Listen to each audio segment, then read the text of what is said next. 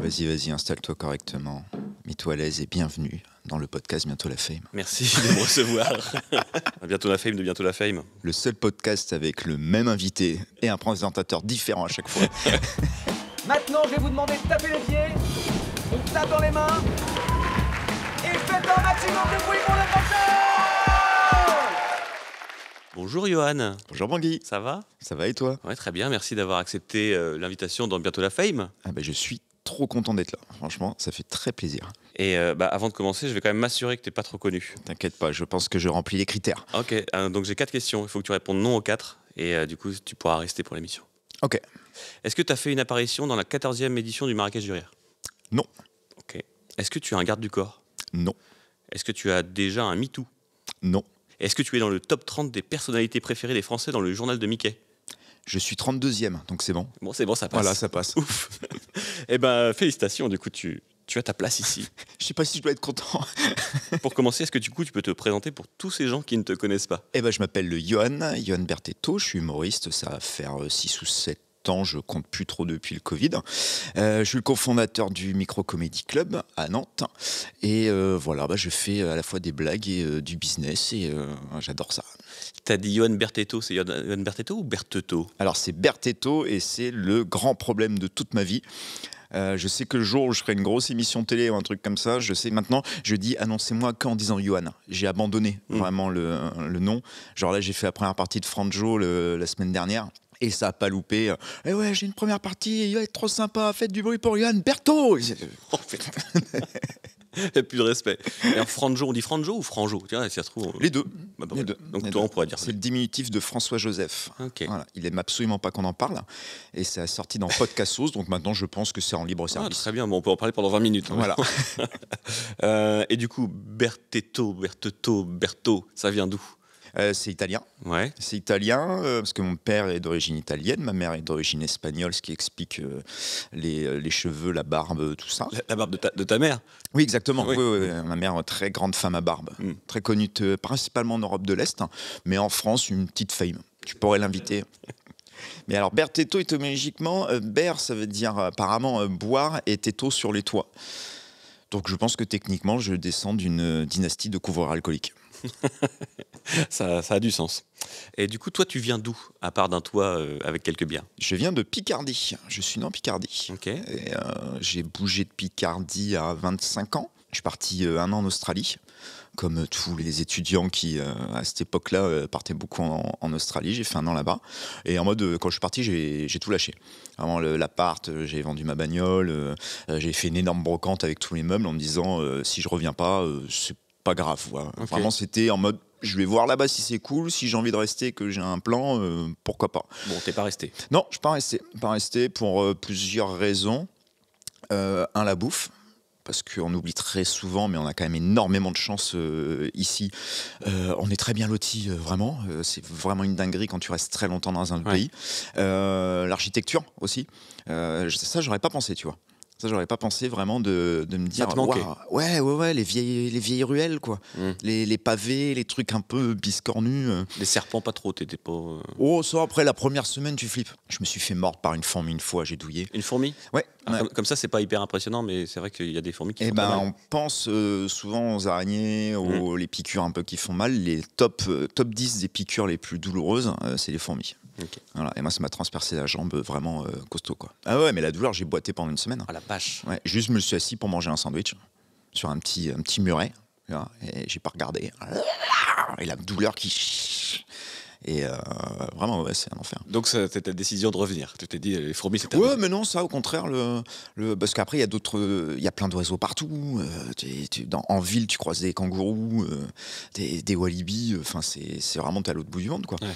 Mais c'est plus, oui, le côté. Si tu veux, quand t'es en Australie, tu découvres une ville que tu n'as jamais vue. Tu sais exactement où est le supermarché, tu sais exactement où est le bar, tu sais exactement où est la poste, parce qu'elles sont toutes toutes faites pareil. Parce que c'est vachement nouveau.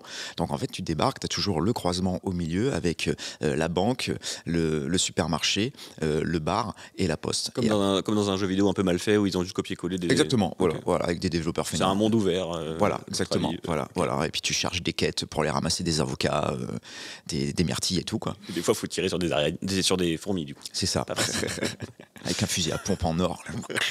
Ok, donc t'as décidé quand de revenir, du coup? Au bout d'un moment, au bout de 8 mois, en fait, je pouvais commencer à bosser dans des fermes à temps plein. Mhm. Et puis je me suis dit, mince, quand même, j'ai envie de revenir en France. Finalement, ça me convient bien. J'avais envie de revoir les potes, la famille, tout ça. Et puis, par contre, je ne savais pas où revenir. Mhm. Parce que je voulais pas retourner en Picardie, ça c'était sûr et certain.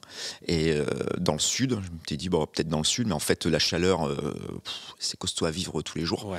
Et j'ai un de mes meilleurs potes d'enfance qui est venu à Nantes pour travailler après ses études.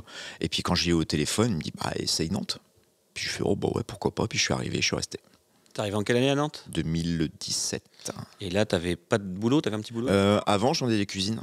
Tu vendais des cuisines à Nantes? Ouais, en Picardie. Après, j'ai vendu des cuisines à Nantes en arrivant, Ok. qui est un métier qui est assez passionnant, assez dur, mais par contre où il y a énormément de boulot. Ça, c'est bien. J'ai trouvé un CDI en 18 heures. Ok. Voilà, c'est parce que des vendeurs de cuisine, il n'y en a pas. Il n'y a aucun gamin qui se dit oh, moi je rêve de vendre des cuisines plus tard. C'est bon. Ah oui, vraiment. Donc dans les magasins de cuisine, il faut savoir, les commerciaux qui vendent des cuisines, il n'y a que des accidents de la vie, hein, vraiment. T'as des bouchers qui ont ouvert leur boucherie, qui se sont plantés la tronche, qui ont besoin d'un métier. C'est vraiment que des aléas. Et puis, moi, ça m'allait bien. Je faisais mon petit show dans le magasin. Est-ce que les premiers jours, tu as une formation de cuisine? Donc, là, on te montre des choses. Ça, c'est un tiroir. Ça, c'est. Exactement. Ouais. Un tiroir. Quel type de tiroir? Tu as plusieurs types de tiroirs. Comment tu implantes une cuisine? Comment tu dessines les implantations? Tout le schéma de la vente. Parce que c'est tout les ventes en entonnoir. Si tu balances tout ce qui est objection qui pourra revenir plus tard, dire ah bon bah c'est bon, la couleur de la cuisine elle est validée, ok, l'implantation c'est bon, elle vous plaît, très bien, le prix on est d'accord, bon bah, on signe le bon de commande. T'as balayé tous les noms. Et t'étais bon alors, du coup, pour vendre des cuisines? J'étais pas le meilleur, mais j'étais bien. Ouais. J'aimais bien ça. Il y avait un petit côté challenge. J'ai toujours aimé ça, bosser au challenge, avoir quelque chose, faire le travail au jour le jour, au mois le mois, en sachant que je vais gagner tant. Ça m'a toujours. Où est le défi et tout. Et puis là, c'était les commissions. C'était de vendre des grosses cuisines, de savoir que je pouvais rentrer en disant ce soir c'est restaurant. Ça c'était bien, quoi. Et t'as fait ça combien de temps, du coup? 6 ans. Et qu'est-ce qui a fait que t'as arrêté de vendre des cuisines? Les horaires. Les horaires, tu veux dire, c'était chiant de respecter des horaires, ou des fois tu travaillais de nuit, tu vendais des cuisines de nuit? Ça m'est arrivé de finir à 2h du matin. Ouais. Ah, waouh. Ouais, parce que c'est des clients assez fortunés qui avaient un budget cuisine conséquent. Et un soir, ils me disent là, on peut pas revenir avant 1 mois et demi. Et puis, il n'y a que demain, mais demain, on rentre à 23h de je sais pas où, vous serez fermé. Puis j'ai fait non, on va être ouvert. Moi, j'ai la clé du magasin, venez. Ah oui, c'était même pas chez eux, c'était dans le Ah magasin. non, c'était dans le magasin. Et je fais attendez, non, mais on va. Si. Et puis quand vous arrivez, de toute façon, vous n'aurez pas mangé. Écoutez, vous aimez les pizzas, vous aimez le vin rouge? Et je vous attends avec ça. Donc, ils disent ça en rigolant. Puis ils sont venus à 23h, ils ont vu la lumière. Puis moi, j'étais derrière mon bureau avec 2 pizzas, la bouteille de vin rouge, les verres. Ah, ils avaient intérêt à signer, du coup. Là, à la fin, on valide tout. Donc, traitement des objections en amont, quoi. Donc, la plantation, c'est bon, le prix, c'est bon et tout. Et là, le mari qui fait. On va quand même réfléchir. La bouche pleine de pizza. Ouais. Et là, je lui fais si tu réfléchis. Si tu réfléchis, on va signer. Là, je sors le bon de commande, on y va, quoi. À 2h du mat avec des yeux pleins de sang. Non, mais si tu réfléchis. Ah ouais, si tu réfléchis. Là, attendez, qui, en termes de vendeur, va faire plus que ce que je viens de faire pour vous? Voilà. C'est là, tous les autres, ils vous diront non, c'est pas les horaires. Et moi, je vais faire pareil pour après. Quand on ira la livraison, s'il y a des choses à refaire et tout, je serai autant disponible pour vous après qu'avant. Donc maintenant, il faut me faire confiance. Moi, j'ai fait le travail. On y va. Et se regarder, c'est un truc que j'adorais quand j'en ai des cuisines. Il y a toujours un moment. Les cuisines, c'est un achat de couple. C'est très rare, les gens célibataires qui achètent des cuisines. Et il y a le moment où tu as le mari qui regarde la femme, il fait on fait quoi? Là, c'est gagné. Et l'autre, il fait je sais pas, toi, tu penses quoi? Elle est quand même bien la cuisine. Et puis là, faut se taire. Ah oui. Voilà, tu fais un petit verre, un petit machin, un truc. Bon, allez, on y va. Allez, hop là. Ok, donc on peut dire que tu as une bonne force de persuasion. Tu sais vendre des choses. Oui, c'est une très bonne école. Donc aujourd'hui, tu arrives à te vendre? Comme tu vendais une C'est cuisine. différent. C'est différent. C'est beaucoup plus facile de vendre autre chose que de vendre soi-même. Mhm. Parce que là, il y a l'ego qui rentre dedans. Et tu peux pas vendre, quand tu es commercial, tu peux pas vendre quelque chose dont tu n'es pas persuadé. Donc c'est très important de croire en son produit. Et toute la question quand tu te vends toi-même, c'est d'abord de se regarder vraiment et dire est-ce que je crois en mon produit. Voilà. Et par contre, une fois que tu commences à croire en ton produit, ouais, là, ça commence à être pas mal parce que là, tu as besoin de personne. Et comment t'en es arrivé alors du coup à te diriger vers le stand-up? Du coup, après les cuisines, j'ai passé dans la technique. Où là, j'étais plus vendeur, mais en fait, j'allais regarder les cuisines, mesurer ça. Voilà, côté vraiment. Cuisiniste, on peut dire ça comme ça, ou- Non, cuisiniste, c'est le ceux qui vendeur. vendent. Là, Ah, c'est d'accord. vraiment technicien. J'arrivais, je mesurais, je regardais en fait si les vendeurs n'avaient pas fait de conneries. D'accord. Voilà. Et puis, c'était un boulot où j'avais un peu plus de temps pour moi. Et j'ai commencé stand-up à côté. Et un jour, en fait, donc là, je faisais des plateaux, trucs comme ça, pour le hobby. Vraiment, j'avais aucune prétention d'en faire mon métier. Non, mais attends, dinguerie. Hein. Et puis, en fait, c'est devenu une passion, après une obsession. Et je me rappellerai un jour, je vais mesurer une cuisine dans une rue, le client n'est pas là. Du coup, je reste dans la rue, j'attends une demi-heure. On ne sait jamais s'il arrive. Je ne peux pas dire que je me suis barré direct. Et là, je croise un des présentateurs de Télé Nantes, Adrien Godet, qu'on salue, qu'il est en Amérique du Sud, il doit s'éclater. Et il me dit « Oh, bah tiens, on avait pensé à toi, justement, on parlait de toi hier en réunion. On veut faire une chronique humour dans l'émission. Tu serais dispo mercredi après-midi ?» Et moi, je dis oui, bien sûr, je suis disponible mercredi après-midi. Ah, bah, trop bien, eh ben, on se voit avec plaisir. Sauf que quand il part, je me dis, mais mercredi après-midi, moi, je travaille. Et là, je peux pas appeler Adrien en disant, bah non, je peux pas, en fait, parce que j'ai un travail à 35 heures, ça fait pas pro de l'humour. Et du coup, j'ai fait, bon, bah, c'est peut-être le jour. Et j'ai appelé mon patron, je lui ai fait, écoute, faut qu'on parle. Je dois arrêter. Donc là, je peux pas démissionner parce que sinon, j'ai rien. Mais mercredi, je ne serai pas là. Et après, je vais devoir retrouver un CDD de 6 mois à temps partiel pour pouvoir ensuite toucher le chômage, pour ensuite pouvoir lancer l'intermittence. Et en fait, là, j'ai une opportunité, je me lance. Et ce patron-là m'a dit, écoute, attends, viens, on parle. On a bu un café. Il me fait, tu vas faire quoi là? Il fait, je vais faire des blagues. En fait, je me lance. Je pense que j'ai possibilité d'y arriver. Il me fait, ah non, mais l'heure de question, tu te galères à chercher un CDD ou un truc comme ça. On va faire une rupture conventionnelle. Prends, pars. T'as fait du bon taf, t'as développé la boîte grâce à toi, on a ça. Juste forme le gars qui vient après et vis tes rêves, quoi. Là, Waouh. Ah ouais. Patrice Drognou, que je remercie à chaque fois. Vraiment, je pense que sans lui... Bravo Patoche. Ouais, bravo Patoche. La vache. Et pour la petite finalité, du coup, j'ai fait cette chronique humour. Ça a été une catastrophe. C'était un moment de ma carrière. Patoche, il a regardé la télé et il s'est dit, mais qu'est-ce que j'ai fait? On a peut-être mieux fait de le garder, en fait, pour lui et pour nous. Ah ouais, oh là là, il y avait des top écrans, je mettais des images pour faire des blagues et en fait j'avais pas fait bien la feuille de poursuite, donc les régisseurs ils comprenaient rien du tout, ils envoyaient les images avant que je fasse la blague, moi j'avais les retours, j'étais captivé par les retours et là je comprenais plus rien, j'ai oublié mon texte, au bout de 2 minutes je demande à Adrien j'en suis où là, sauf que je lui ai pas donné mon texte donc il en sait rien, il me dit je sais pas mon gars et on est en direct on à n'est pas en Télé direct Nantes. heureusement. Si. Oh. Ah ouais, je crois que c'est la seule fois, tu sais, ça arrive tout le temps, on parle souvent du beat dans le stand-up, truc comme ça, tu sors, ça se passe mal et tout. C'est la seule fois où je suis sorti, j'étais là en mode, bon bah allez, hein, je suis sorti des bureaux, j'ai chialé, j'ai appelé mon père. Je me c'était pas bien. Attends, je vais regarder. Non, fais pas ça. Est-ce qu'eux t'ont dit à mercredi prochain quand même? Oui, en direct. Ah oui, ok. Et en off, ils avaient trouvé un autre programme. Donc t'en as pas refait. J'en veux pas du tout, mais moi je me serais pas reprogrammé, c'était une catastrophe. Oh là là. J'allais dire c'est quoi tes angoisses maintenant, mais ça y est, je sais c'est de faire C'est refaire une chronique à Télé Nantes. tu te réveilles la nuit. Ah non, c'est bon. Non, en vrai, maintenant, j'aimerais bien en plus refaire ça. J'aimerais bien refaire ça parce qu'après, j'ai fait des chroniques à Prune Radio. Et là, j'ai fait ça pendant 1 an et demi, presque toutes les semaines. J'ai arrivé sur l'émission Curiosité et je faisais des chroniques sur les invités. Après, j'ai fait un peu plus sur l'actu parce que les invités, c'est un peu des sujets qui étaient très... les associations qui s'occupent des SDF en ville, qui s'occupent des femmes battues. J'ai vas-y, on fait des blagues. Donc, je choisissais un peu mes actus aussi, je m'adaptais. Et j'ai vraiment adoré ça. C'est vraiment, là pour le coup, c'est un genre de contenu dont je suis fier, vraiment, et dont je ne peux plus regarder parce que je me suis fait hacker ma page Facebook à l'époque avec 700 abonnés. Donc autant te dire que c'était loin la fame. Et je me suis fait hacker, ils ont transformé ça en marchand de chaussures. Oh non. Si. Et puis il y a des potes qui m'ont envoyé, tu vends des chaussures maintenant? Je fais quoi, c'est quoi ce délire? J'avais plus sur ma page Ils ont Facebook. hacké ta photo, ils ont fait des montages en plus avec toi. Et avec des chaussures. ouais, ma photo de profil, c'était une chaussure, c'est sans chaussettes, là, je sais pas quoi, ils vendaient des chaussures. C'est un truc aux États-Unis, j'ai jamais réussi à récupérer la page. Donc du coup, j'en ai rouvert une, mais je m'en occupe pas, la page Facebook, j'ai 14 abonnés là. Donc là, dans ton questionnaire, non, est-ce que tu as versé sur Facebook? Pas du tout.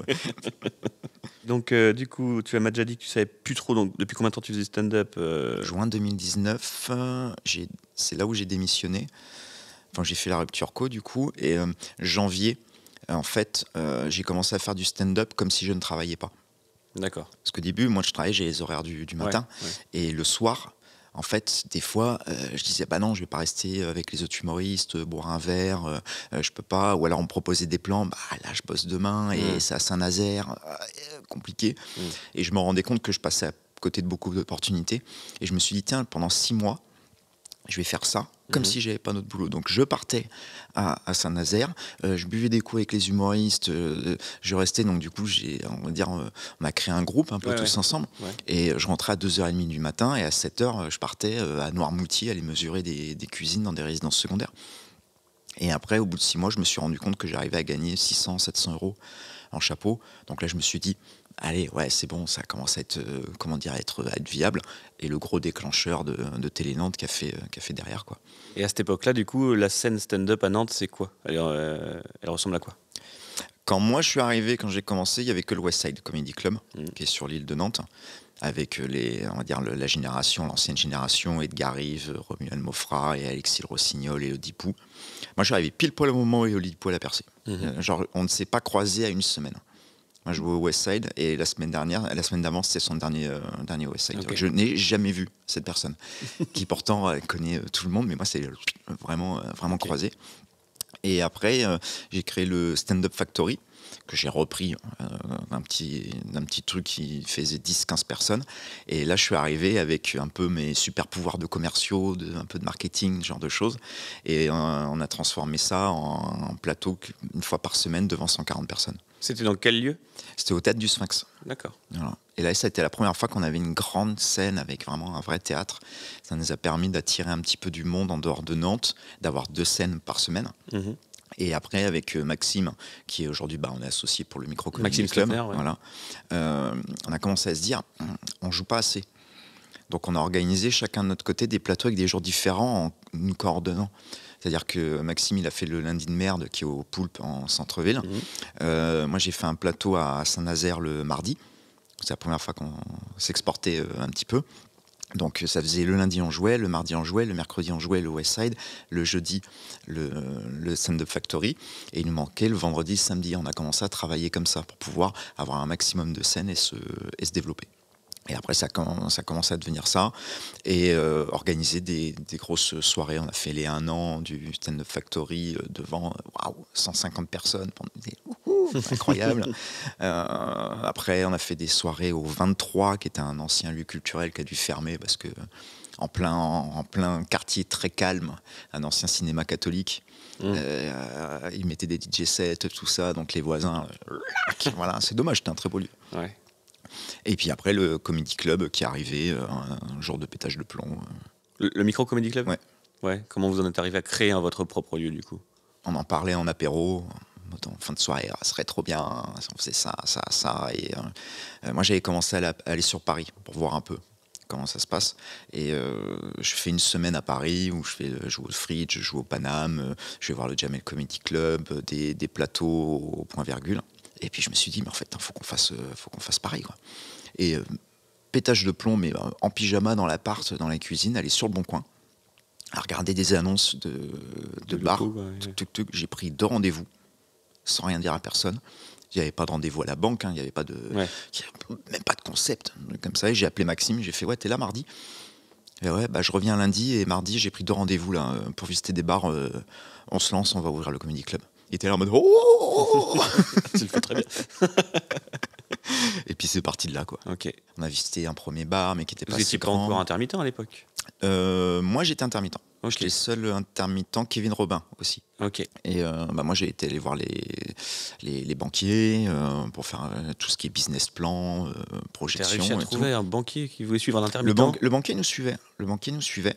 C'est le cousin de Patoche, c'est pas possible. Non, même pas en fait, parce qu'en fait, comment dire, moi je suis arrivé en disant, mais en fait, ça fait 5 ans déjà qu'on fait du stand-up. Ouais. On va proposer un produit qui n'existe pas en ville. Ça fait déjà 5 ans qu'on le fait. J'ai les captures d'écran des pages Facebook, des pages Instagram, du remplissage qu'on avait déjà. Et vraiment, le banquier m'a regardé, il était là, il a réfléchi, il a fait. En plus, tu avais ramené une bouteille de vin et des pizzas. Toujours, c'est mon Bon, alors. secret. Et il a fait, normalement, ça, même pas je vous reçois. Même pas je vous reçois. Mais il était là en mode, ça fait 5 ans que vous tournez, ça n'existe pas. Trouvez le local. On en reparle, mais il y a moyen. Et en fait, c'était l'ancienneté, c'était le travail et l'expérience qui prévalait. Et en fait, de fil en aiguille, le local, ça a été un enfer, comment dire, à trouver, parce que y a ça qui allait pas ou ça qui allait pas. On s'est rendu compte que le travail de CHR, donc CHR, c'est café, hôtel, restaurant. C'est un boulot en fait. Il faut connaître les fournisseurs, il faut pas se faire avoir pour les fournisseurs. Ça aurait été moi et Maxime qu'on a fait les rendez-vous avec les vendeurs de bière. Nous aurions vu arriver à 30 km en mode, mais oui, mais le litre de bière, ça se vend 6 €. Attention, on connaissait pas. Voilà. Et en fait, de fil en aiguille, on n'arrivait pas à trouver de lieu. On a failli acheter un hangar et on allait habiter dans le Comedy Club. C'était pas rue des Olivettes, ça? C'est exactement rue des Olivettes, juste en dessous de chez Maxime. Ouais, ok. Voilà. On a vu ce truc-là et le plan, c'est de faire le Comedy Club dans le hangar. Et il y avait des appartements qui étaient sur le côté du hangar. C'est vraiment le lieu d'artiste. Et on s'est dit, mais c'est trop bien. Comme ça, on a le loyer du Comedy Club, mais on habite tous ensemble. Et on fait notre coloc là-dedans, et c'est soir Comedy Club, et après on rentre dans notre chambre pour dormir. Ça aurait été marrant les 6 premiers mois. Oui, c'est sûr. Je pense qu'on aurait pété un câble. C'est sûr. Ça aurait été n'importe quoi, on serait mort. Vraiment, on serait mort. Et le projet était secret, on n'en parlait pas. On n'en parlait pas, c'était vraiment un truc de Maxime, on n'en parle pas, si on en parle. Il y a une théorie comme quoi à partir du moment où tu parles d'un projet, Tu le fais pas ou... tu le fais pas parce que ça libère les endorphines que normalement tu as quand le projet est réalisé. Donc on n'en parlait pas. Et à un moment, on a un peu lâché. On s'est dit, on n'arrive pas à trouver. Et un jour, Maxime, il rencontre PH sur une soirée DJ set, mix, tout ça. Et puis, il parle. Et puis, en fait, ils avaient repris le local à côté de leur bar. Ils ne savaient pas quoi en faire. Parce qu'ils voulaient faire une espèce de boîte de nuit, mais ils se sont rendu compte que ça ne marchait pas. Et du coup, ils avaient un endroit sans concept. Et nous, on avait un concept sans endroit. Wow, ma vision. Et après on s'est lancé et du coup l'avantage c'est que merci le Covid, le local n'était pas cher du tout, le loyer pas cher du tout, bien placé. Moi je sais faire des travaux. Ouais. Parce que j'ai rénové des maisons. La cuisine du Micro Comedy Club, elle est nickel. On n'en a même pas. Et comment dire, j'ai rénové des logements, enfin une maison à moi. Mon père est dans les travaux depuis tout petit, donc j'ai toujours bossé un peu là-dedans. Et puis on s'est lancé là en autofinancement, investissement privé. On n'est pas du tout passé par des banques, on n'a aucune subvention publique. Et on s'est lancé comme ça, mais vraiment avec des fois on avait 150 € sur la carte de la boîte. Et on était là en mode, c'est bon, on peut acheter le placo. Ah, attends, faut qu'on reçoive les sous de là. Mais vraiment, des fois, on était en mode à faire des stories pour le bar d'à côté, pour vendre assez de bière, pour pouvoir acheter le placo le lendemain. Et on était vraiment en complet flux tendu. Maxime, il avait ramené des chaises de chez lui, parce qu'on n'avait pas encore de quoi acheter tout le mobilier. Vraiment, on s'est fait comme ça, quoi. Et toi, sur scène, de quoi t'aimes parler sur scène? Moi, j'aime parler de choses qui m'énervent, généralement. D'accord. J'aime dire que je fais du angry stand-up. Ok. Un peu, mon grosse influence, c'est Bill Burr. Bill Burr, j'aime bien porter une émotion, en fait. Et j'adore parler de ce qui m'énerve, des remarques. Je fais des blagues sur ma vie, sur le passé. J'ai fait des blagues sur les cuisines, ce genre de choses. En ce moment, beaucoup la météo. Je fais des blagues sur la politique. Et vraiment, c'est trouver une émotion, de quelque chose qui me... Et j'aime bien avoir ce truc-là de me plaindre, quand même, c'est abusé, j'aime bien ça. Moi. Est-ce que toi, quand tu fais du stand-up, tu fais ça pour rendre fier quelqu'un? En vrai, non, je me suis lancé dans le stand-up, je te dis, c'était un hobby, hein, c'était vraiment... j'ai pas eu de... Waouh, je vais faire carrière, c'était plus je dis souvent aux nouveaux qui commencent, en mode, ouais, non, le stand-up, tu choisis quand tu commences, tu choisis pas quand tu t'arrêtes. C'est-à-dire que soit t'arrêtes parce que en fait le public veut pas, t'es pas programmé, et parce que t'es pas bon, et puis bah, t'y arrives pas. Mhm. Et après, par contre, après ça devient une obsession, quoi. Moi, si je joue pas pendant une semaine, Ouais. je m'en rends pas compte, mais je deviens aigri. Je suis pas bien. Qu'est-ce qu'il y a là? J'ai cette boule là. Ah bah ouais, mais ça fait une semaine que j'ai pas joué. En fait, faut que j'y aille. Et c'est un besoin. Et en Australie, je me suis rendu compte, en fait, une semaine avant de rentrer, je me dis qu'est-ce que j'ai envie de faire dans la vie. Là, pour l'instant, je suis pas dans le métro boulot dodo. Quand je vais rentrer en France, je reviendrai dans le métro boulot dodo, le truc où t'as pas le temps de réfléchir vraiment sur ta vie parce que t'es dans le flux. Et j'ai posé les choses que j'ai envie. Et dans la liste, il y avait faire un sketch dans un bar. C'était la seule motivation de départ. Voilà. Et après, c'est parti de là. Mais après, rendre fier quelqu'un, non. Je suis content que ça rende fier mes parents. Ça me rend fier moi. Parce que quand je pense à mon mini-moi de 7 ou 8 ans qui fait des sketchs pour ses parents à table, et bah, quand j'imagine qu'il me regarde, il fait comme ça. Ouais. Ça, c'est cool. Ouais, carrément. Et tu viens d'un milieu artistique? Absolument pas, non. Donc tes Non. parents, ils ont pas flippé un peu au début pour toi? J'aurais pas dit. T'as pas dit quand t'as démissionné? Non. Non, j'aurais pas dit. J'aurais dit 6 mois après, une fois que c'était trop tard et que j'étais lancé. Voilà. Mais à part mon père, je lui ai dit avant, parce que mon père a une relation particulière très fusionnelle et qui est complètement taré, mon père aussi, donc il peut exactement comprendre ce genre de choses-là. Et il m'a encouragé.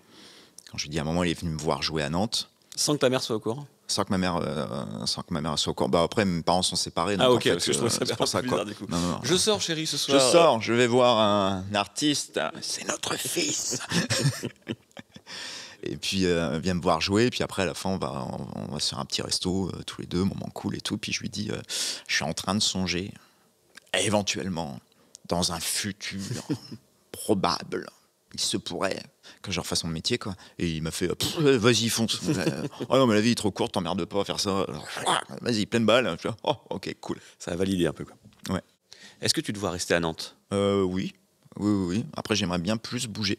Ouais. Ouais. Pour tourner un peu, c'est ça, faire du Ouais, pour spectacle en tourner. autre part. Là, j'ai eu la chance, début d'année, de faire pas mal de dates extérieures. Je suis allé jouer en spectacle à Concarneau, à Quimper, à Nice. Oui, parce que là, t'as un spectacle d'1 heure pour l'instant, c'est J'ai un ça? spectacle d'1 heure que je commence à tourner. Là, j'ai pris 1 an à l'écrire. Ok.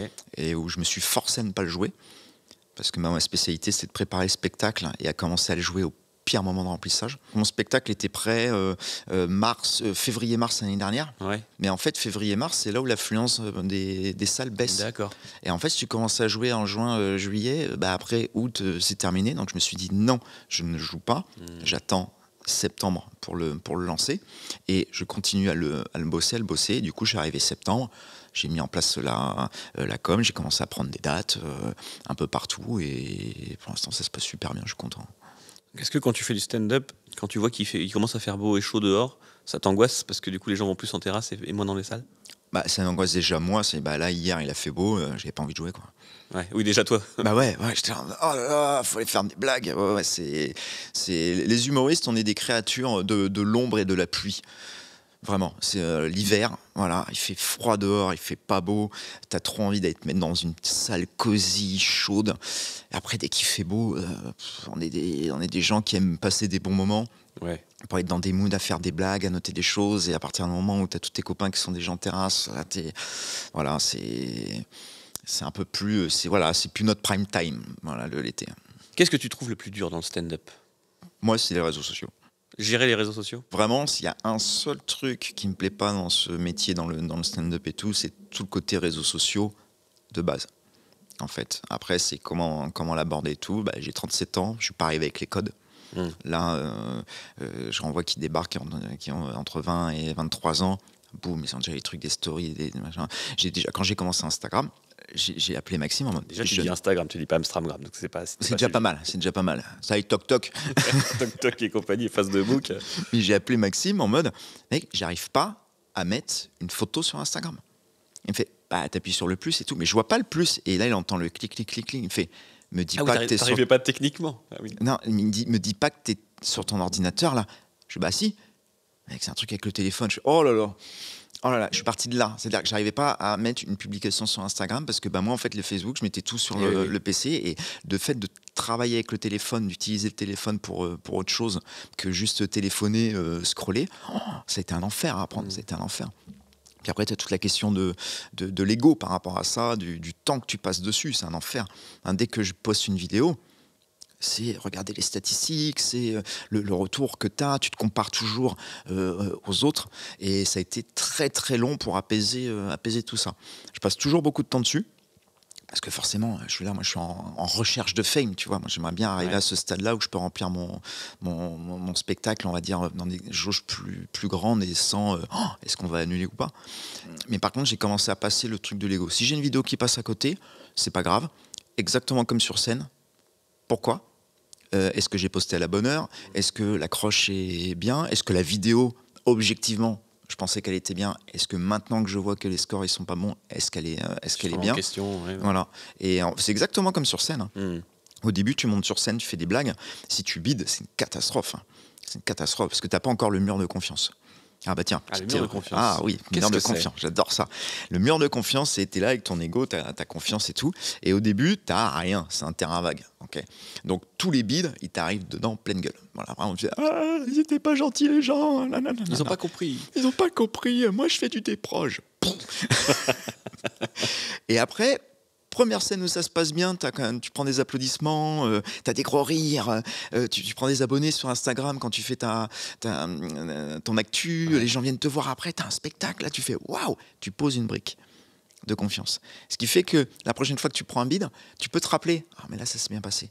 Et petit à petit, hop, plus ça marche bien, plus le mur il monte. Et plus du coup ton ego est préservé parce que tu sais qu'attends, là, ça s'est bien passé. Et le piège, il ne faut pas tomber après dans le... Attends, j'ai une grosse baraque là. J'ai plus besoin de me remettre en question. Voilà. Mais par contre, le bid n'est plus pris la même chose. C'est OK, ça s'est pas bien passé. Pourquoi ? Qu'est-ce qui n'a pas marché ? Est-ce qu'objectivement les blagues étaient bien ? Est-ce que je les ai bien présentées ? Et de revoir avec ça. Mais du coup, ça rebondit un peu et ça fait plus vraiment mal à l'être intérieur et au petit ourson qui vit dans notre cœur. Lors d'une première partie à la compagnie du Café Théâtre, il était à quel niveau ton mur pour les bides ? Parce que j'ai cru savoir quelque chose. Tu parles de laquelle Avec Jimo. Avec Jimo. Alors, il était pas haut. Il était pas haut. Ça a été un enfer. Et après, j'ai envie de dire karma, mais cette première partie-là, c'est pas moi qui devais la faire. C'est un autre humoriste qui devait la faire, mais en fait qui a eu une opportunité à Avignon. Et puis il m'appelle, il me fait vas-y, est-ce que tu veux la faire quoi ? J'ai pas l'expérience. Il m'a dit bah oui, la première partie de Jimo, ce serait bien, très bonne idée. Comme je t'ai dit, moi je suis une grille stand-up, donc je parle vite, j'ai de l'énergie, j'essaie de bouger quand même pas mal, de faire Jimo. Tu vois il y a des gens qui viennent voir Jimo et tu mets un Johan inexpérimenté, pleine balle, pleine pile, les gens ne me regardaient pas. Il ne me regardait pas. Et Jimo, il me demande de faire entre 8 et 10 minutes. Ah, c'est long. Hein. Ouais, c'est long. Ouais. De m'annoncer moi-même. Ouais. Ce qui, ça, c'est un truc, s'il y a des stars de l'humour qui font des premières parties, ne faites pas ça. Faites pas ça, l'humoriste. La moindre des choses, c'est tu annonces toi-même. Ouais. La première partie, tu fais il y a quelqu'un qui vient, c'est trop cool qu'il fasse sa première partie, franchement, accueillez-le bien et tout. Ouais. Il fait non, vas-y, annonce-toi toi-même. Et là, je me dis, attends, humoriste, blague. Salut tout le monde, j'espère que vous êtes bien installés. On va faire du bruit pour la première partie. C'est moi. Et je débarque en me disant rire. Et je débarque, rien. Et ça part sur 10 minutes de rien, mon gars. Il n'y a pas une blague qui passe. Sauf que moi, dans ma tête, Jimo, il me dit de faire entre 8 et 12. Je dis, vas-y, 8 et 10, quoi. Je tiens le derrière. Il compte sur moi, il compte sur moi. Et en fait, j'aurais dû faire normal. Maintenant, quand je fais une première partie, j'ai préparé 5 et 8. Ouais, okay. Est-ce que tu veux que je fasse plus de 5 ? Ouais, ça m'arrangerait parce que je suis pas sûr d'avoir 1 heure. Généralement, il y a ça aussi. Quand c'est des spectacles en rodage, ils aiment bien avoir une PP pour être large sur le timing. Et après, des fois, ils sont serrés. Ah non, si tu peux faire 5, voire plus court, ça m'arrange. Ok. Ce qui fait que moi, quand ils me disent tu peux faire 8, je leur dis écoute, je fais les 5. Suivant comment ça se passe, je pars sur le format 8. Comme ça, si ça marche pas, c'est pas long et malaisant, ouais. Voilà, parce qu'il faut savoir, une première partie, c'est les prestations les plus compliquées. Les gens ne viennent pas te voir, ils ont hâte d'aller voir l'artiste. Que ça se finisse, ouais. Et au dernier moment, quand ils sont là, ils sont enfin installés. Pour la plupart, ils ont attendu déjà 1 demi-heure dans la salle. Parce que quand il y a beaucoup de jauges, les premiers qui rentrent, il faut que les derniers rentrent aussi. Et là, bonsoir, le spectacle va commencer. Ouais, avec la première partie. Voilà. Donc maintenant, je prépare ça et je le dis et je choisis mieux, mais aussi les spectacles. Voilà. Si je vois que ça n'a complètement aucun rapport avec ce que je fais, je me dis, écoute, c'est gentil de proposer, mais les gens ne vont pas aimer, quoi. Ouais, voilà. Okay. J'ai vu que tu en as fait beaucoup des premières parties de gros stars. Ça commence un peu. Ouais. Paul Mirabel, Haroun, Pierre Thévenoud, Walidia, comment t'en arrivais à... Enfin, c'était où? C'était quand il jouait à Nantes? Alors Haroun, pour être honnêtement honnête, c'est plus j'ai joué sur un plateau avec lui plusieurs fois. D'accord. C'est le truc du plateau, du micro. Après, c'est dans la bio, ça ramène du monde, c'est bien. Paul Mirabel, Frenjo, Pierre Thévenoud, au début, c'était à Barcelone. Ok. Quand j'ai traversé la frontière illégalement pour fuir le Covid. C'est quoi cette histoire de Barcelone? Il y a le Covid. Ouais. Donc c'est le moment, le confinement est terminé, et puis après c'est le deuxième confinement, c'est le confinement qui partait dans tous les sens, c'était confinement, et puis après tu peux sortir à 1 km, et puis à 50 km. Et le confinement pour les humoristes c'était horrible, on n'avait plus de boulot, plus de passion, tout ce qu'on aimait dans la vie était terminé, et il n'y a aucun échappatoire, quoi. Et un jour je vois un humoriste, Tristan Lucas, qui met une vidéo sur Facebook de lui dans un théâtre, en train de faire des blagues, en mode « Waouh, à Barcelone, les théâtres ils sont ouverts, attention parce que vous avez plus de fric !» machin, et il fait du stand-up. Et je l'appelle, j'ai fait, toi, t'es à Barcelone, ça joue là? Il fait, ouais, ça joue, il y a des plateaux en français et tout ça, machin. Je fais, ok, j'arrive.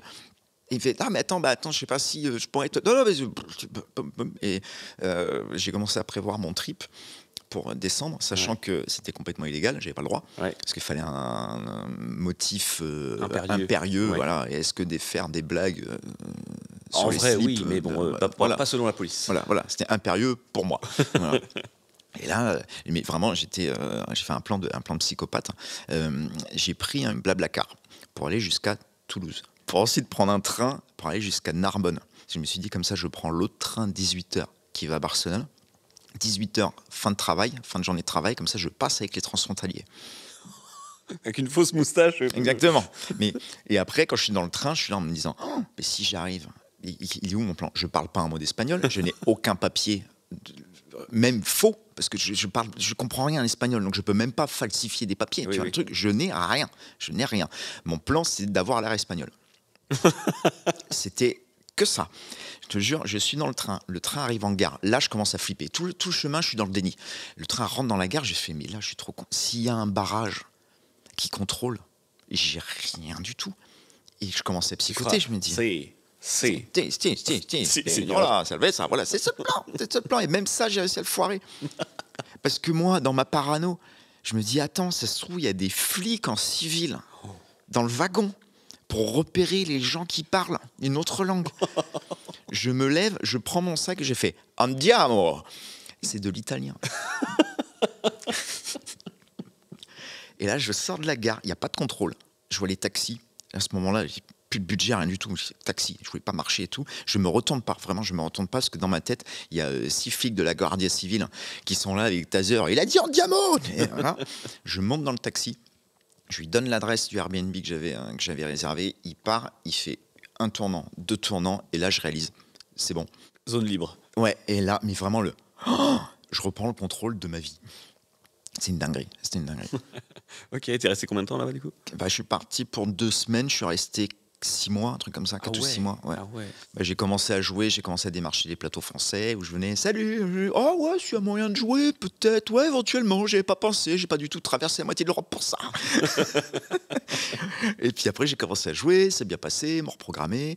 Et après, la chance que j'ai eue, c'est que je suis arrivé à Barcelone 2 jours avant qu'ils ouvrent un comédie club. Voilà, pour les anglophones de Barcelone. Et je suis arrivé, c'était encore en train de poser les rideaux et tout.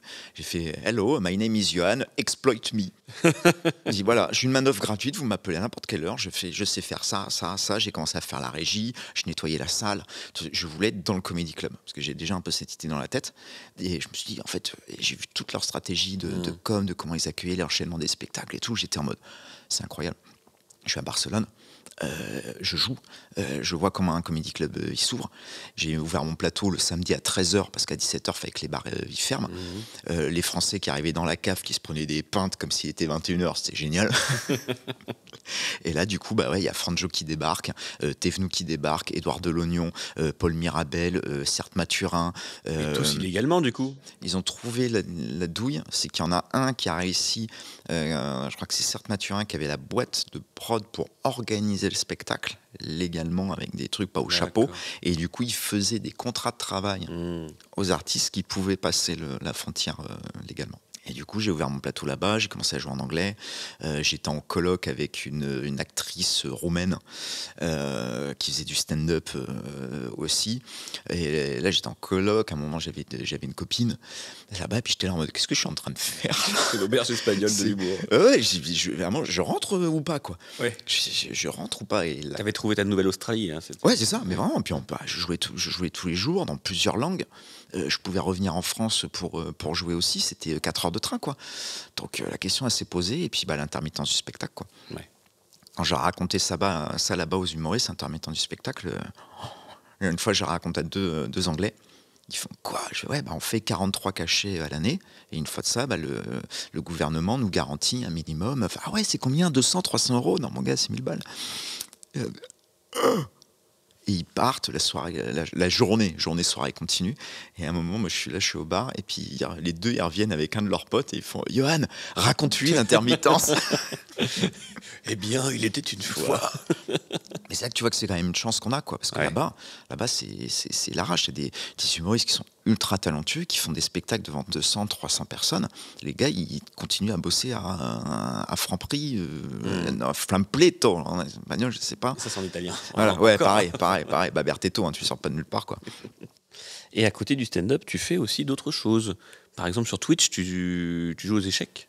Ça fait longtemps que j'ai pas fait ça. Là, j'attends là, je suis en train de rénover l'appart là pour.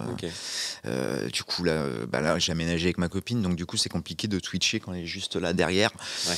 Donc là, on va avoir un nouveau truc, mais moi j'aime bien. Tu joues aux échecs, du coup. T'es un gros joueur d'échecs. Non, je suis un bon amateur d'échecs. J'ai vu que tu avais 1200 d'élo.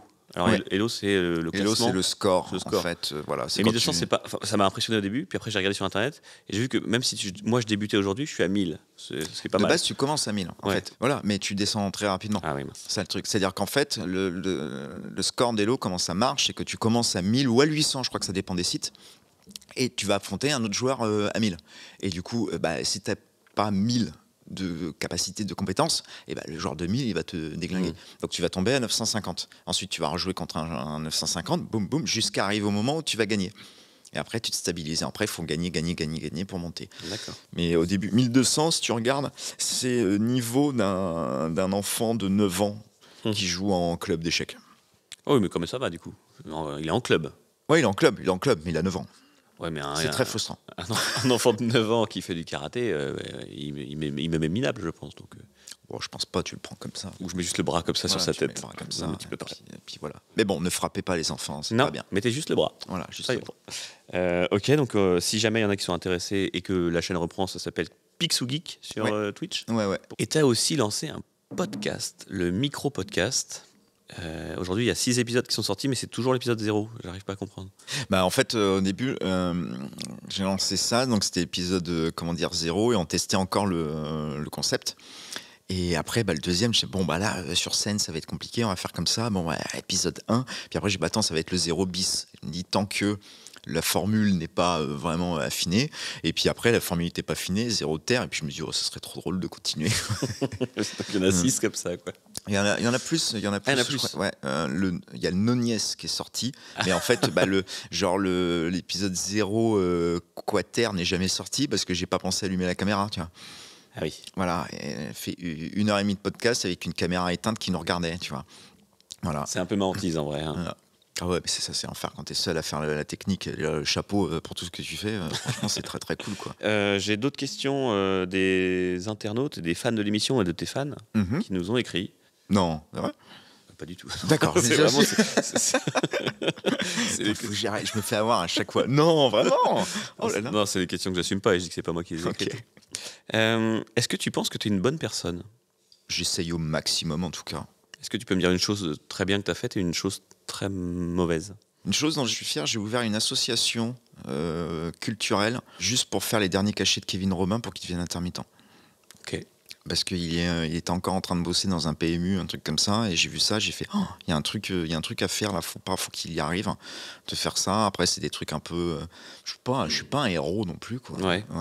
Jamais aider une petite dame à traverser la rue, ça c'est héros de tous les jours. Non, ça on en parlera dans le très très mal. J'avais pas vu Je le l'ai aidé camion. techniquement, je l'ai aidé à faire les premiers pas, quoi. J'ai aidé ses petits-enfants à acheter une maison. Du coup, c'est plutôt ça. Est-ce que tu préfères pouvoir marcher sur l'eau sans te noyer ou pouvoir toucher le feu sans te brûler? Le feu. Direct. Ouais, comme ça je peux faire des boules de feu, c'est stylé, quoi. Dans l'eau, à partir du moment où tu vas pas dans l'eau, j'aime pas nager, je vois pas l'intérêt. Ok. Jésus avait choisi l'eau. Eh bah ouais. Chacun son. On voit un peu la fame qu'il a aujourd'hui. Pourquoi continuer de jouer aux échecs alors qu'il existe désormais FIFA et Call of Duty? FIFA, j'ai jamais aimé.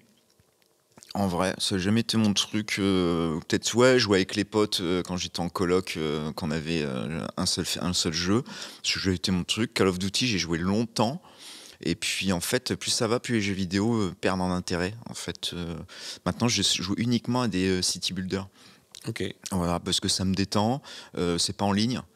J'en ai marre de me mesurer à des gamins de 12 ans qui ont des réflexes de taré. C'est vrai que c'est fou. Voilà.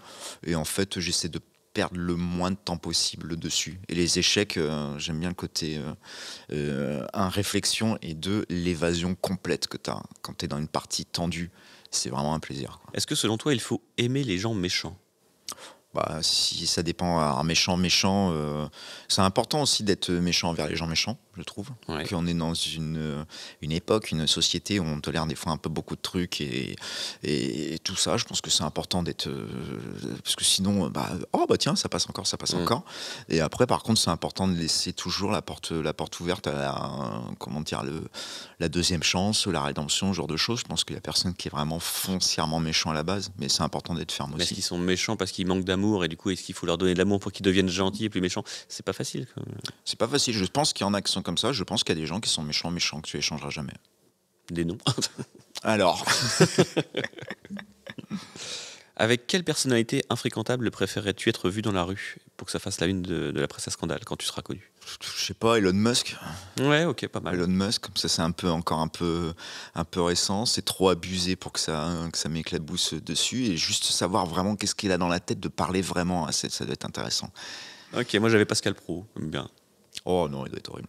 Ah oui. Elon Musk, c'est le côté un peu folie, un peu. Ouais. Quand même, il fait des fusées dans l'espace. Pascal Pro, et juste, c'est du racisme primaire, de la polémique constante. Je sais très bien ce qu'il fait. C'est pour que ça buzz sur les petits extraits, les trucs comme ça. D'ailleurs, si tu veux qu'on fasse une session polémique, machin. Ah oui, allons-y, il faut que ça buzz un peu. Mais monsieur, vous vous rendez compte de ce que vous dites? Mais enfin, vous êtes hystérique. Mais attendez, mais je peux pas continuer avec des propos pareils cette émission. Je suis désolé, excusez-moi. Non, mais voilà. non, ne le prenez pas comme ça. Mais lâchez-moi. Voilà, t'as tous les extraits. Il m'a tu frappé. l'écoutes. Vous avez vu. Il m'a frappé. Ok. Vivre pour l'art ou faire de l'art pour vivre? Ah, j'aime bien cette question. Les autres sont très bien aussi. Oui, enfin. Les autres sont très bien aussi. Mais celle-là est très intéressante parce que c'est très actuel avec je trouve, le milieu de la culture et artistique. L'art pour vivre, c'est bien, mais il faut... vivre pour l'art, c'est bien, mais l'art, faut que l'art puisse en vivre, faire vivre. Attends, je vais essayer de recommencer. Ouais. C'est-à-dire que je trouve que il y a beaucoup de gens qui se disent « Ah, attends, c'est l'artistique, si on fait de l'argent avec... » Ça pervertit. Ça pervertit. Moi, je ne suis pas d'accord avec cette vision-là. Et je trouve que c'est pas parce que tu arrives à avoir un modèle qui fonctionne et qui te permet de vivre, correctement, que forcément l'art il est tué dans l'œuf, et c'est en mode attends, on va faire du putaclic, attends, qu'est-ce qu'ils veulent les gens, ça on va leur donner ça. Non. Mais c'est le fait de se reposer sur ses lauriers peut-être qui fait que l'art devient de moins en moins bon, de pas se remettre aussi, en question, ouais, d'avoir voilà. du confort. Voilà. Et peut-être que l'argent amène le confort, c'est peut-être pour ça. C'est ça, oui, après l'argent amène le confort, l'argent tue un peu la créativité quand tu es vraiment très riche. Tu vois, les artistes de toute façon, qui montent, après ils n'ont plus forcément grand-chose à dire, mais il y a d'autres manières de faire de l'art. Là, par exemple, regarde Jim Carrey, là il a clairement annoncé, il faisait Sonic 3 pour l'argent, mais après en fait, il peint énormément. Et en fait il s'éclate dedans, il a son atelier, sa peinture, et là en fait, il vit pour l'art, et après il utilise l'art pour vivre. Voilà. Est-ce que c'est mal? qu'il fasse un film genre blockbuster américain, qu'en plus tout le monde dit apparemment de Sonic 3 c'est une tuerie. Apparemment, c'est fou. Est-ce qu'il a vendu son âme parce qu'il fait Sonic 3? Bah non, je pense qu'il y a des gens qui sont contents de le voir. Ouais. Et après, en fait, son âme, lui, il l'utilise pour faire ses tableaux. Et justement, ça lui permet de faire ses tableaux comme il aime, de faire vraiment ce qui lui sort par la tête, par le cœur, sans avoir de trucs. Bon, alors il faut que je fasse de l'impressionnisme parce que c'est ce qui vend le plus, quoi. Voilà. Et c'est important quand tu es artiste de à la fois vivre pour son art, de vraiment faire ce qui te plaît, mais après se servir de son art aussi pour vivre, de dire attends, comment je peux faire en sorte que je gagne ma vie avec et d'être de plus en plus indépendant et pas d'avoir la nécessité de comment dire, la collectivité qui donne des sous pour ça, quoi. C'est de droite comme phrase. Et je mettrai juste après l'extrait. Enfin. Mais je peux pas rester. Si tu devais participer à une télé-réalité, ce serait laquelle? Si tu en connais, tu en connais un peu. J'ai jamais regardé, mais Koh-Lanta, ça doit être marrant quand même. Défi physique quand même. Ouais, c'est des défis physiques. Qu'est-ce que t'es en train de dire là? Non, et puis après, en vrai, peut-être l'île de la tentation. Mais clairement, dans l'objectif de perdre. Le plus rapidement possible, Ah oui. le plus souvent possible. Oh non, j'ai encore perdu. Et dernière question, un peu. Enfin, dernière question des fans de l'émission. Les fans de l'émission, ils étaient nombreux. Ils ont été nombreux. Ouais. Ouais, J'ai ouais, pas, j'ai pas dit les noms à chaque fois, mais on les remercie. Voilà. Hein. Il y avait Tout à Anthony, je crois. Il y avait Sarah. Et Sarah. Voilà. Est-ce que tu as déjà choisi ta musique d'enterrement? Non, quelle bonne. Non. En vrai, je m'en moquais un peu, mais depuis que j'ai fait quelques enterrements, Patrice, on t'embrasse. Ton ancien patron? Non, l'autre, l'ancien directeur du Sphinx, et que du coup, il n'avait clairement pas choisi sa musique. Je pense que effectivement, faut que j'y réfléchisse. D'ailleurs, j'ai appris que aussi, c'est les photos. Ou alors, il faut faire très attention aux photos que tu as Ouais. sur Facebook, parce que c'est clairement toutes oui. les photos de son Facebook qui sont sorties à l'enterrement. Toi, ce sera des chaussures. Non, c'est le Facebook perso. J'ai un Facebook perso quand même.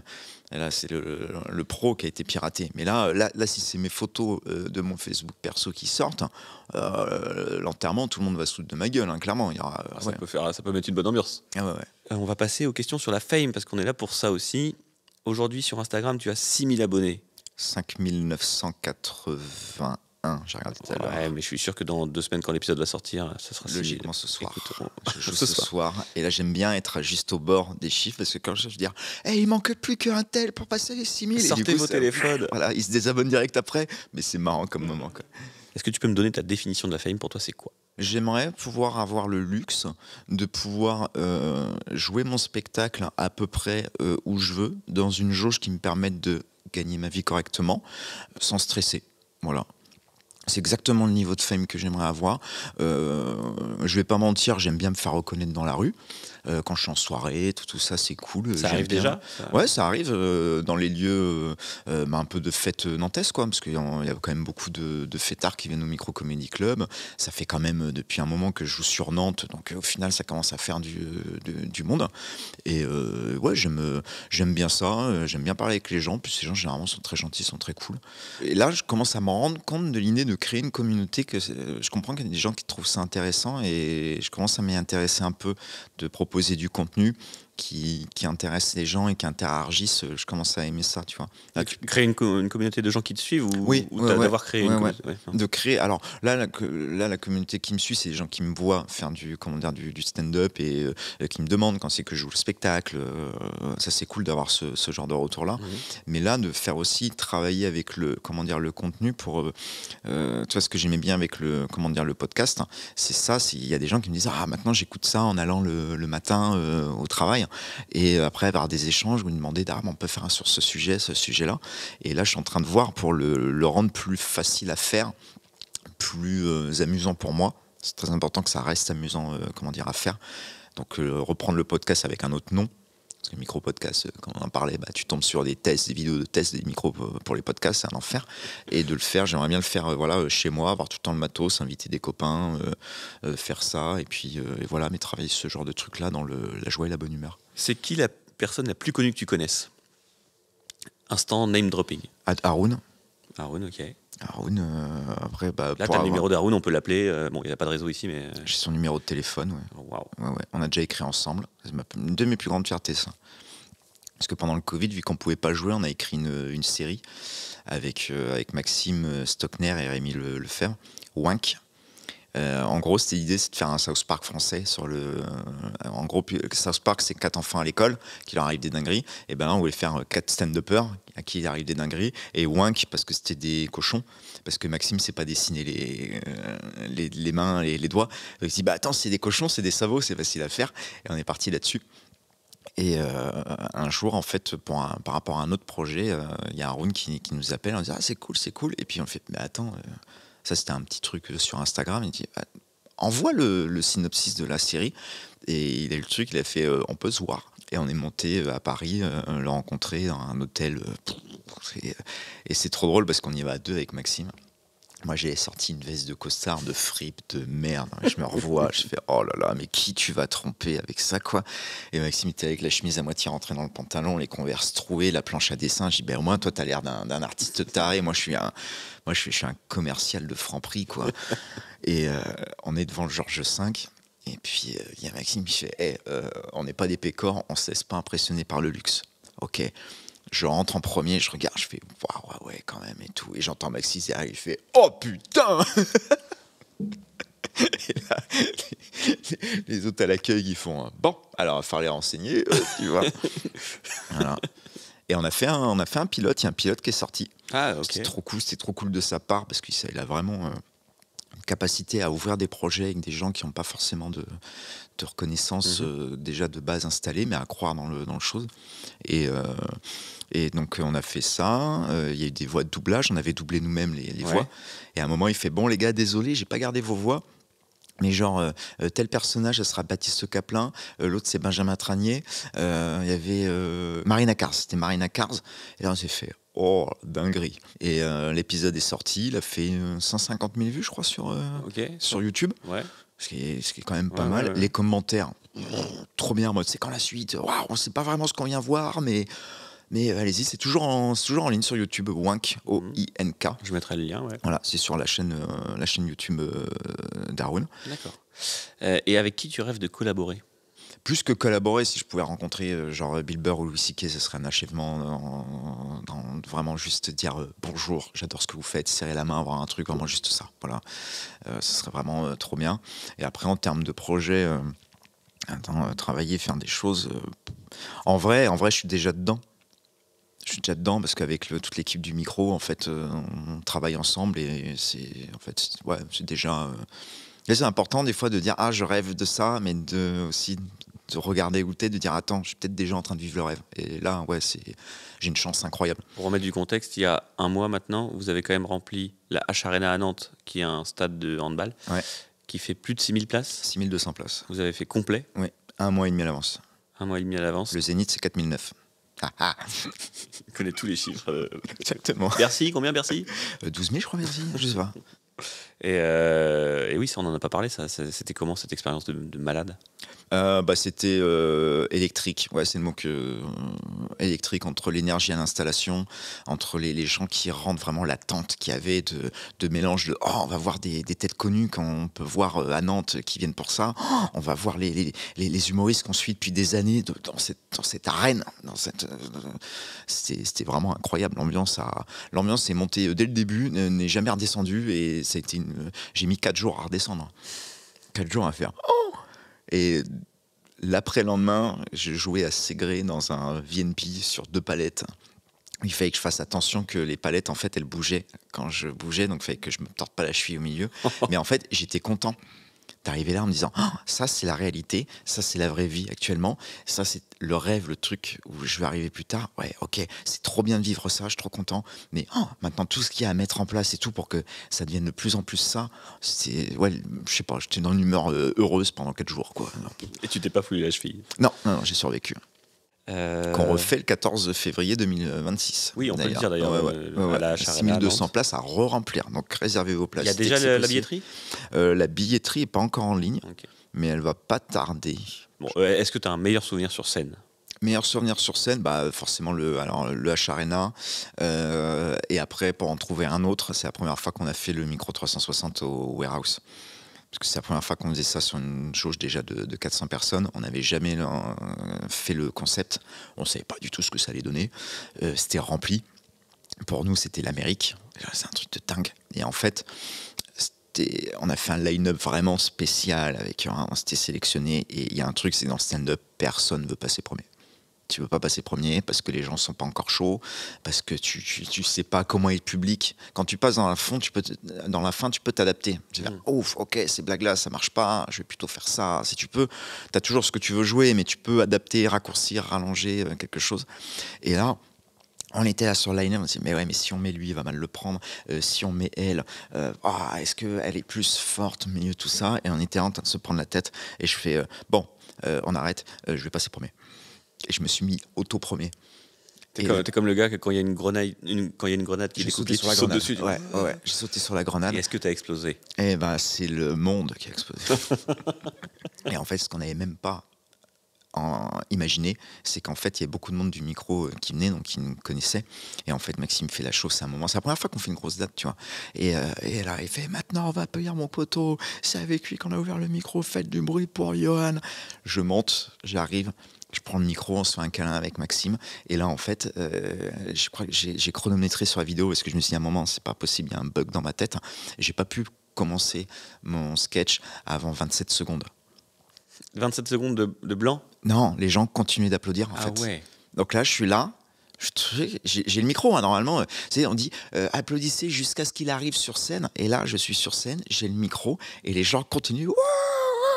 Et je suis là et j'étais en mode bah non, je peux pas chialer maintenant en fait quoi. Je peux pas, t'as le droit de chialer après 8 minutes d'un mec qui pleure sur scène. Et je joue, ça se passe super bien, ça lance sa soirée. Voilà, je finis sur je chope des applaudissements, toujours le référentiel de si j'ai des applaudissements, logiquement ça s'est bien passé, ça rigole et tout. Je sors, j'ai tellement une adrénaline, je n'arrivais plus à plier les bras. C'est un peu quand t'es hypnotisé, tu veux là j'étais en mode wow, j'étais comme ça là. Est-ce que tu rentres en moto, j'espère? Non, en trottinette. Ah ouais, c'était assez, vraiment assez fou quoi. Ce moment-là, il va rester là très très longtemps. Jusqu'à Alzheimer, malheureusement. Exactement. J'ai un fils qui a votre âge. Johan, je pense qu'on a parlé de beaucoup de choses. Est-ce que tu penses qu'on a oublié quelque chose? Là, honnêtement, je sais pas. Je suis dans le flot de la conversation. Là, c'est trop bien. Après, je sais pas de quoi dire. Est-ce qu'il y a un fait important que j'ai oublié dans ta carrière, dans ta vie? Bah non, ce qu'on peut parler sans que ça soit un peu dans ma vie, mais à la fois le stand-up et à la fois ce qui est autour, c'est qu'il y a le la fame au niveau de la ville. On peut parler de ça, quoi. Ouais. Ce que vous êtes en train de créer à Nantes. Bah, ce qu'on est en train de créer avec, c'est pas que l'équipe du micro, c'est aussi tous les partenaires. Tu parlais de la Arena, mais en fait, on peut pas faire la Arena s'il y a les gens du Arena qui font pas confiance. On a fait le warehouse, mais si le warehouse ne fait pas confiance, là, on est dans des locaux, on est dans des studios. Là, ça fait des moments, tu as du contenu, du podcast et tout ça, et en fait, de bientôt la fame pour Nantes. Là, on est déjà la 2e ville de stand-up en France, et d'un jour, qu'est-ce qu'on va arriver à créer, et grâce à des gens comme toi, qu'à des gens avec qui tu travailles, et en fait, de cette émulsion de création qu'il y a dans la ville, qui est quand même assez incroyable par rapport à ce qu'il y a ailleurs, et on inspire énormément de monde. Il y a des gens qui sont venus au Micro Comedy Club passer une semaine parce qu'ils veulent faire pareil dans d'autres villes et qui nous demandent des conseils, des astuces, de comment on a fait, les erreurs qu'on a rencontrées. Et en fait, de ce microcosme-là, de ce qu'on va réussir à créer, parce que j'y crois pleine balle, quoi. Et ça, je trouve ça beau, en fait. Quand tu disais, est-ce que tu dois rester à Nantes? Oui, pour ça. Et après, pouvoir bouger aussi ailleurs de temps en temps quand il pleut tout le temps. Mais Et quand tu vois des artistes nantais partir tenter leur chance à la capitale, à Paris, ça te fait quoi? T'es content? Ou est-ce que tu dis il va y avoir une relève? Est-ce que, au fond de toi, t'as un côté qui te dit mince, on perd un bon là à Nantes, et du coup, pour la capitale du rire à Nantes, ça va être plus compliqué? Je pense c'est exactement un mélange de tout. Effectivement, il y a surtout, en plus, généralement, on est tous, on est collègues. On n'est pas, on a plus d'affinité avec un ou l'autre, mais on s'entend tous très bien ici. C'est un gros désavantage, donc c'est toujours un crève-cœur de voir quelqu'un avec qui tu t'entends bien, partir. Mais d'un côté, je pense que c'est quelque chose de nécessaire. aussi. Parce qu'à Nantes, on n'a pas encore assez de scènes, de lieux pour jouer, pour que tout le monde puisse jouer. Voilà. Et en fait, là, par exemple, récemment, il y a Basile qui est parti à Paris. Il a très bien fait de partir à Paris. Là, il est en train de vivre le... Voilà. Comment dire, dès qu'il y a un autre Nantais qui part, Basile, c'est le premier à dire « Attends, lui, je le connais, fais-le jouer », des trucs comme ça. Donc, il renvoie l'ascenseur, mais pleine balle par rapport à nous. Et c'est bien, parce que du coup, ça fait un appel d'air. Ça fait que, du coup, il y a tel humoriste qui est très fort, qu'on programmait du coup beaucoup. Donc, ça se marche bien. Donc, les autres, ils vont plus jouer, et puis, ça fait plus travailler, et ça force à... C'est comme un organisme qui se renouvelle. Tu sais, t'as des cellules. Alors là, ça compare Basile à une cellule morte. Non, c'est pas une bonne image, tu vois. Mais tu vois, d'être obligé de se remettre constamment de prendre des risques. Voilà, bon, là, il y a lui et lui qui est parti. Cet humoriste-là, clairement, n'est peut-être pas prêt maintenant. Vas-y, go.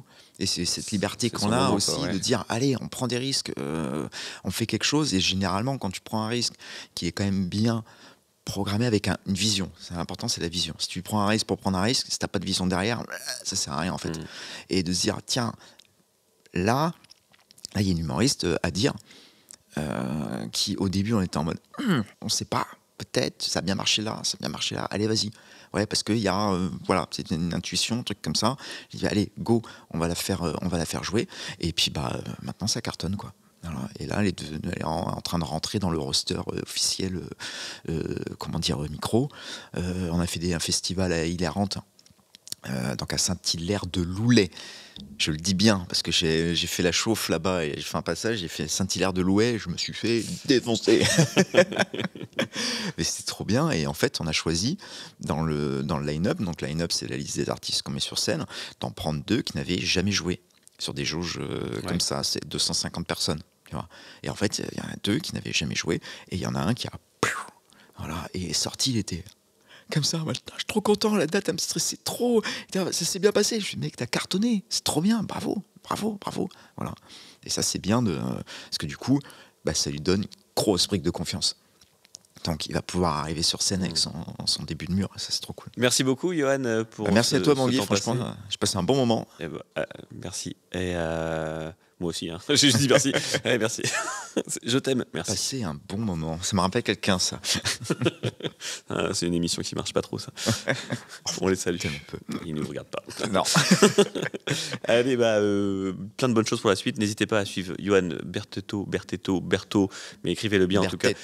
Peut-être prononcez-le mal, mais écrivez-le bien au moins pour le trouver sur les réseaux sociaux. C'est BTO sur les réseaux, j'ai simplifié. En plus. Ouais. Voilà. YON.BTO. Suivez Johan sur les réseaux pour le faire grandir et que la fame arrive le plus vite possible. C'est ce qu'on souhaite. C'est exactement. C'est un bon souhait de bonne année, ça. Tu veux quoi? C'est quoi ta résolution? De la fame. Et tiens, je te donne 10 €, mais le dis pas à ton père. À bientôt, Johan. Allez, bonne soirée, bonne journée. Merci d'avoir écouté cet épisode. N'hésitez pas à en parler autour de vous, à vous abonner au podcast. Et si jamais vous êtes chaud, vous pouvez carrément mettre 5 étoiles sur vos plateformes d'écoute préférées et même lâcher des pouces bleus sur YouTube. Bref, tout ce qui peut faire que bientôt la fame devienne bientôt famous.